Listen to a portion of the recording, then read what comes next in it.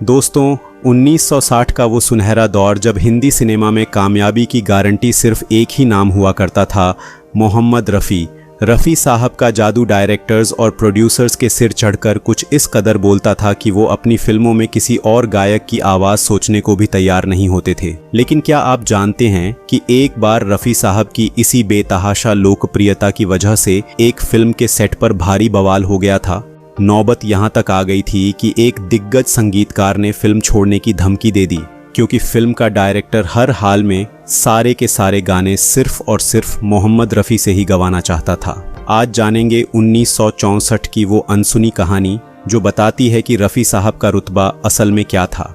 ये किस्सा जुड़ा है साल 1964 में आई ऐतिहासिक फिल्म जहां आरा से। इस फिल्म का निर्देशन कर रहे थे विनोद कुमार और प्रोड्यूसर थे ओम प्रकाश। फिल्म का संगीत तैयार करने की जिम्मेदारी सौंपी गई थी गजलों के बादशाह मदन मोहन साहब को। अब हुआ कुछ यूं कि मदन मोहन साहब ने फिल्म के लिए कुछ बेहद खूबसूरत गजलें तैयार की और वो चाहते थे कि इन्हें तलत महमूद गाएं। लेकिन जब ये बात डायरेक्टर विनोद कुमार को पता चली तो उन्होंने साफ इनकार कर दिया। विनोद कुमार उस दौर के टॉप डायरेक्टर थे और वो अच्छी तरह जानते थे कि उस वक्त मोहम्मद रफ़ी की आवाज बॉक्स ऑफिस पर धूम मचाती थी। आजकल तेरे मेरे प्यार के चर्चे हर ज़बान पर, सबको मालूम है और सबको खबर हो गई। ये मेरा प्रेम पत्र पढ़कर के तुम नाराज ना होना, तुझे जीवन की डोर से बांध लिया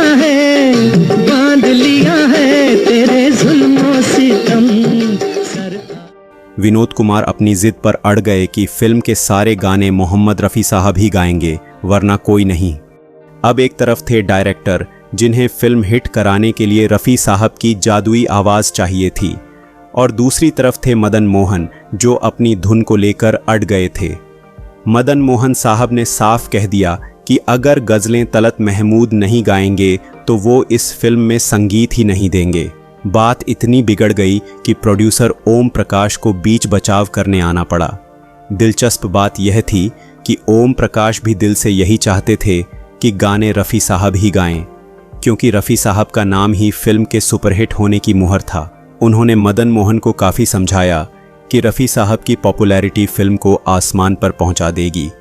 काफ़ी बहस के बाद एक बीच का रास्ता निकला। मदन मोहन ने कहा कि जो 3 गज़लें उन्होंने तलत महमूद के लिए रची हैं वो वहीं गाएंगे, बाकी गीतों के लिए वो रफ़ी साहब के साथ काम करने को खुशी खुशी तैयार हैं। और फिर इस एल्बम में एंट्री हुई हमारे प्यारे रफ़ी साहब की।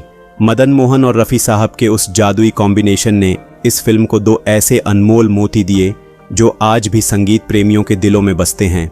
रफ़ी साहब ने सुमन कल्याणपुर जी के साथ गाया, बाद मुद्दत के यह घड़ी आई, बाद मुद्दत के ये घड़ी आई।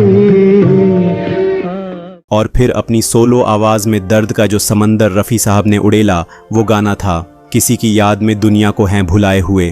किसी की याद में दुनिया को है भुलाए हुए। जरा सोचिए इस गाने की गहराई को, मदन मोहन की दर्द भरी धुन और रफ़ी साहब की आवाज़ का वो ठहराव। जब रफ़ी साहब गाते हैं तो ऐसा लगता है जैसे सच में कोई इंसान अपनी पूरी दुनिया भूलकर बस किसी की याद में खो गया हो। यही तो रफ़ी साहब का असली जादू था। रफ़ी साहब ने एक बार फिर साबित कर दिया कि चाहे कोई भी डायरेक्टर हो, कोई भी प्रोड्यूसर हो, उनकी आवाज़ के बिना 60 के दशक की कोई भी बड़ी फिल्म अधूरी थी। जाते जाते इस फिल्म के संगीत से जुड़ी एक बेहद ख़ास और अनसुनी बात आपको और बता दूं। इस फिल्म के गानों में जो बांसुरी की जादुई धुन आप सुनते हैं ना, ये कोई आम बांसुरी नहीं थी। ये इतिहास में पहली बार था जब किसी हिंदी फिल्म के गाने में महान बांसुरी वादक पंडित हरिप्रसाद चौरसिया जी ने अपनी बांसुरी बजाई थी।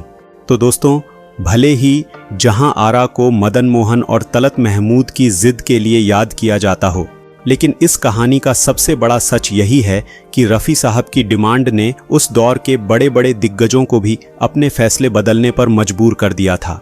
अगर आपको रफ़ी साहब के सुनहरे दौर का यह अनसुना किस्सा पसंद आया हो तो इस वीडियो को दिल से लाइक ज़रूर करें। और हाँ, अगर आप भी रफ़ी साहब के सच्चे फ़ैन हैं तो ऐसी ही अनसुनी कहानियों के लिए हमारे चैनल को सब्सक्राइब करना ना भूलें। मिलते हैं अगले वीडियो में एक नई कहानी और रफ़ी साहब की एक नई याद के साथ। तब तक सुनते रहिए और गुनगुनाते रहिए।